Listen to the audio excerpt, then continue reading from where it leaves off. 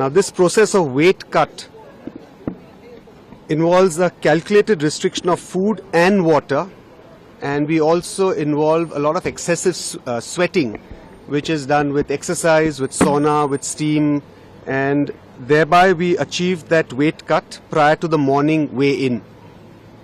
Now this weight cut causes weakness and causes some amount of energy depletion, and this is really counterproductive to participation.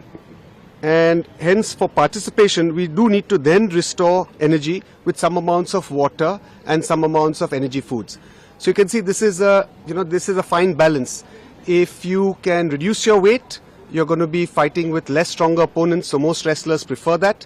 But at the same time, you have to have a strategy which you are going to be able to get back your energy with enough water depletion, with enough water restoration and food. Now, this is typically calculated by the team with that wrestler. So Vinesh's nutritionist and team had calculated this to be about 1.5 kgs, and this is a team that's been working with her since many years, and she's extremely comfortable with that team, and this has actually worked with her in the past. So she took in that 1.5 kgs, which is necessary for her to be able to fight those 3 bouts. And I think it's important to remember that usually once you have this weight loss, it's by dehydration. So as soon as you take water, there's going to be a rebound increase in your weight. And during the bouts, because she had 3 really difficult bouts, she did need to have some amount of water, because you do want to rehydrate, because otherwise it's going to be medically a problem to participate. So you do require some amount of nutrition and some amount of water. Now her post-participation weight at the end of the semi-finals in the evening was found to be 2.7 kilograms more than the allowed weight. And the team and the coach started off their usual process, which is of course limitation of water, no food, and you start off with the whole process of sweating it out. And typically, you require some amount of time for that, but unfortunately we didn't have too much time. We had just 12 hours. So the whole night, the entire team, went ahead with this whole process of trying to reduce her weight, putting her in a steam and sauna, making her exercise, and whatever was medically possible, we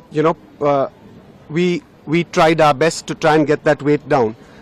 And when she couldn't sweat anymore, we even had to go to some drastic measures like cutting off her hair, and they wear a vest, so we shortened that vest, so even a few milligrams if we can reduce, we tried.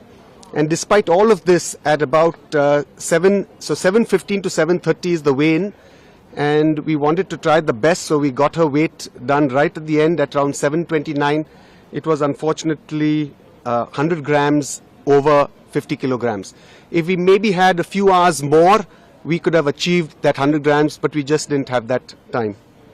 Now, once she was disqualified, then the question was, as a precautionary measure, we do need to rehydrate her. And the best way to rehydrate an athlete is by giving an intravenous fluid. So we gave her a few intravenous fluids. She started eating and drinking. She's passed urine, and she's otherwise perfectly normal, physically and medically. We've got her blood tests done just as a precautionary measure. We always do that. That's a routine. And those blood tests are also okay. And Vinesh, of course, has interacted with IOA President Dr. Mrs. P.T. Usha, and she's told her that, look, physically and medically I'm okay, but of course, undoubtedly she's disappointed. This is her 3rd Olympics. She was really keen to try and do something for the country, but because of this 100 grams has been disqualified.